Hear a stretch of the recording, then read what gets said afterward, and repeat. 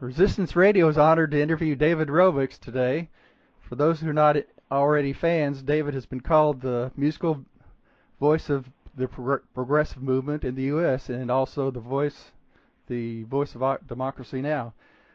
He's a very outspoken political protester, and you don't have to listen closely to hear his call for change. He plays concerts the world over, and thank you for letting me interview you today, David. My pleasure. I've got a list of questions here. Tell me, what's the most enjoyable concert experience you've had that you can tell us about? I guess, I guess probably the most enjoyable experiences I've ever had playing music have been at protests. I don't know if that counts, as you know, because they're not concerts so much, but those, that's when there's the highest concentration of like-minded people in a place, and occasionally even a good sound system to go along with it, although usually not, or if there is one, it's being interrupted by a helicopter or something. But one particular the time and place that always comes to mind when I think of the most sort of fun experience playing music. It's always usually demonstrations in Germany, because they always have the best sound system as well as the biggest crowds. So when Bush came to Berlin in 2002, and I played at the protest in Alexanderplatz, that was exceptionally fun.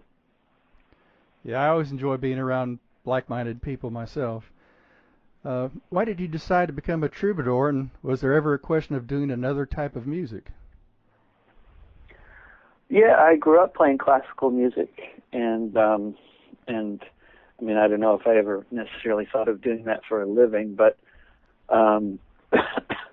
but I guess sort of getting involved with activism and sort of politically engaged happened for me around the same time that I kind of started discovering topical and folk and other kinds of music, like other than classical music, basically. So I guess when I started writing songs about current events and stuff, it just was the natural direction for me to go in, and I never really thought about, being a songwriter that did not write about current events. Yeah, I always enjoy hearing your concerts, and I always learn a lot about what's going on. Have you ever had any unpleasant experiences with cops at your concerts that you could share? Let's see, with cops at my concerts? Yes. Not that I can remember. Definitely lots of unpleasant experiences with cops, like at protests where I was singing. But definitely a lot of that. I mean, I've sung for a lot of audiences while they were being beaten and tear gassed, which is a surreal experience. But I mean, in some cases the show goes on, or this is happening, in the next block, or but well within earshot. And I mean, there's all sorts of strange circumstances. But one of the most surreal experiences was in during the free trade area of the Americas talks in Miami in 2003. The police rioted, and the hype was just crazy building up to that thing. I mean, the protesters, the police were really scared of us by the time we got there. They had been so brainwashed to think that we were all out for blood and stuff.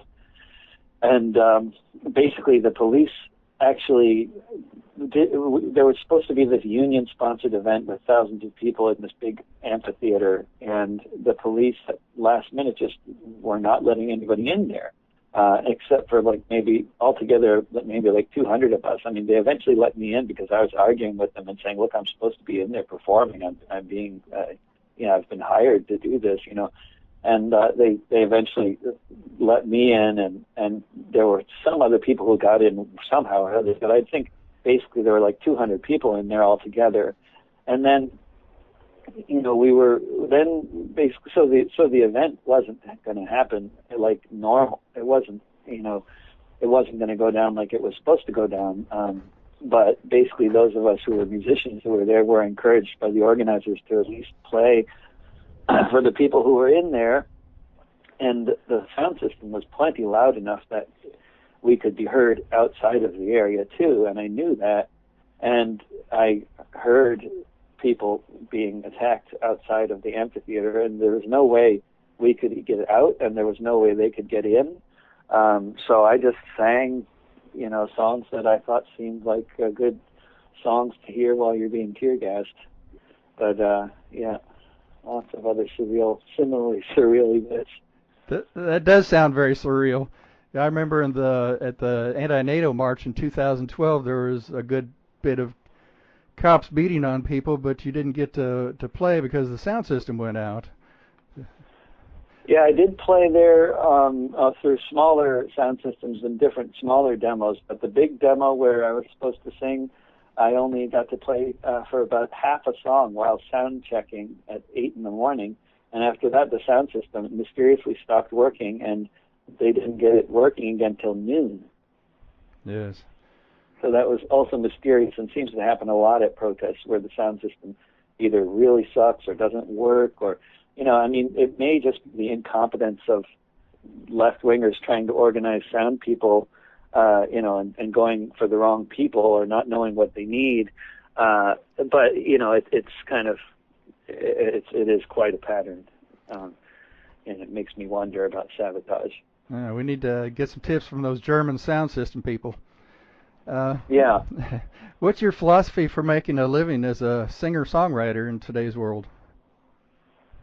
Well, basically, it revolves around the business model of giving away all my music online for free, and then making myself available for gigs. And basically, that's the whole philosophy right there, is giving away the music and then hoping that I hear from some people who like the music enough that they want to organize a gig for me when I'm in their area, and then basically book tours and network with those people who have reached out and said that they'd be interested in organizing a show.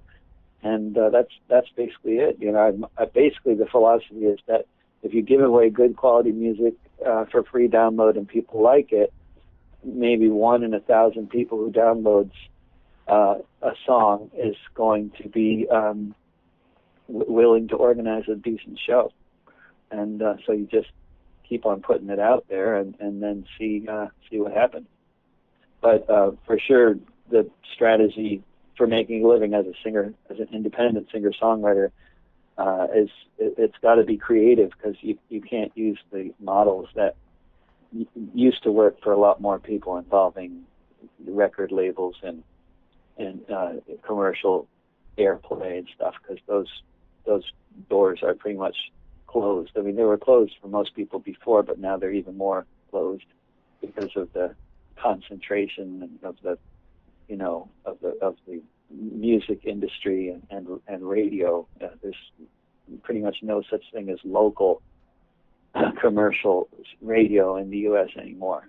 It's all basically big, huge companies like Clear Channel, and then of course community radio, which is a different animal and doesn't have the same kind of reach that independent commercial radio used to have in the 70s, 60s, and 70s. Is the CD sales locally, is that what it used to be, or is most of that going through Amazon now, or how does that work? CD sales, mostly CD sales for me happen at gigs, and I think that's true of most touring artists these days. But I sell some online as well. But definitely CD sales are just insignificant compared with downloads and free downloads specifically. I mean, people also donate and pay to download stuff, but really, in terms of numbers, the way people are hearing my music is primarily through streaming it for free and then through downloading it for free. Mm-hmm. But CDs, people still buy CDs though, especially older people, and especially in December, like when they're looking for gifts for Christmas. That's I mean, in some years, I think about half my CD sales have been in December. Oh, that's a good idea. In terms of online sale. That's a great idea. Some CDs for Christmas. What's your favorite source of news? Well, I mean, in terms of analysis, my favorite source of news is probably Democracy Now!, Flashpoints, a radio show out of Berkeley, Counterpunch, the online publication, Counterpunch, and just surfing around the web when I hear of something going on in terms of analysis. But in terms of actual hard news, in terms of what's happening now on the ground, basically, I think my favorite sources would probably be like BBC and Al Jazeera, but both of which are severely lacking in terms of analysis. But at least they have reporters on the ground all over the world, which is why they're able to tell us what's going on. So, I mean, I would make that distinction because, if you want to hear what's going on real time, you cannot rely on, left-wing or sort of alternative news sources because they don't actually have reporters. They just have people sitting in their rooms or offices like me, writing analysis pieces on the news and publishing them in places like Counterpunch, which I do as well, but which is good and valuable. But in terms of news, rather than analysis, then your options are more limited and troubled. But in terms of like something like BBC, but there's no question that BBC is amazing in terms of having reporters all over the world on the ground to tell us what's happening. At least, even though the perspective might be often kind of warped. It's kind of interesting that we have to go to overseas, Al Jazeera and BBC and RT and etc. to get the details on all these things, and I'm sure that's a long story in itself.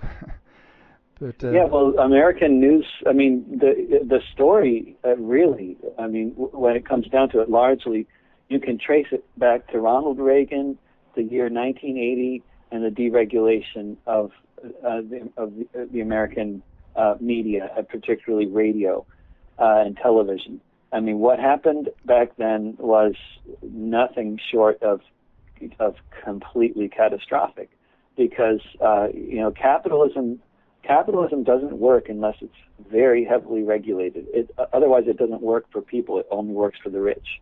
And there used to be regulation that said that that one person or corporation could not own more than one radio station, and that every local radio station was required to have a news department that covered local news.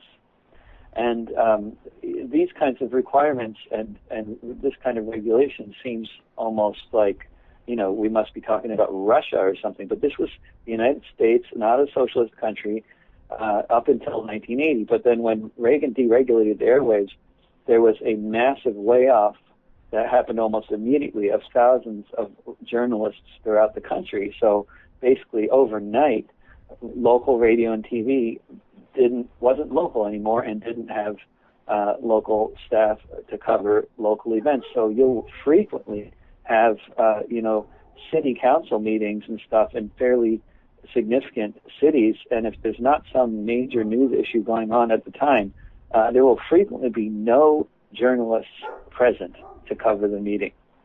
And then this kind of thing is uniquely American in terms of the West, because in other countries, news is subsidized, or the media is either subsidized by the government, or it's partly run by the government, or there are foundations like with the Guardian in England. But here, the for-profit media just collapsed when the regulation of it stopped happening.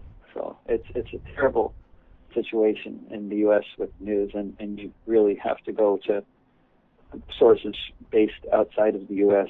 to get any kind of decent world news, or really increasingly to get news about what's happening inside the U.S. I mean, some of the best coverage of what's happening inside the U.S. is being done by entities like BBC, Al Jazeera, RT, and The Guardian. So I suppose that's why the internet is so important, and it's important that the internet not get slowed down for all but the very rich. Um, Yeah, who knows what's going to happen with that as far as the net neutrality laws and stuff. Yeah. this next question is pretty broad, but if you could just say a few words on this. What are the top 3 problems in the world today, according by your thoughts? Well, I guess climate change is a pretty big one because, of course, if we don't have a world that people can live on, certainly in the numbers that we exist in today, then nothing else matters too much. So I guess that's primary. Climate change and how we're and the environment. Whether we're living with on renewable resources and alternative sources of energy, or whether we're drilling for oil and coal all over the place and destroying everything. So I'd say that's a massively big issue. But then right tied up with that and impossible to rank in terms of importance is the unregulated capitalism, because capitalism is the reason why we have an environmental crisis, because under capitalism there's no way to quantify the value of human life or animal life or plant life or the health of the planet that we depend on for our survival. So unless that stuff is seriously regulated, there's no way for us to have a capitalist economy that is environmentally minded. So along with the climate crisis, the crisis that is capitalism is very easily humanity's biggest problem. So I'd say those are the sort of twin, peaks of the crisis. But there's also, going right along with that, there's also very much the crisis of inequality in the world and the conflict between the haves and the have-nots. And you can break that down into many different categories, but essentially there's a very long-standing problem on this planet, particularly in the past 500 years or so, of severe and violent inequality between the rich and the poor, and it keeps getting worse. Okay, my last and favorite question is, can you tell us about your upcoming tour that's about to start? Yeah, and it actually is starting today. I thought it was starting tomorrow, but I got the date wrong for the first gig. So I'll be touring all over the U.S. and Canada, probably playing 20 or 21 states and 2 provinces over the course of the next 9 weeks. And people can go to davidrovics.com to find out about where I'm playing, and people are very much encouraged to spread the word about the tour, because otherwise nobody will come to the gigs, because that's how they find out about it, is through other folks telling them about them. Great. Well, I've been trying to spread the word on Facebook a bit, and I always love to hear you play. Thanks so much.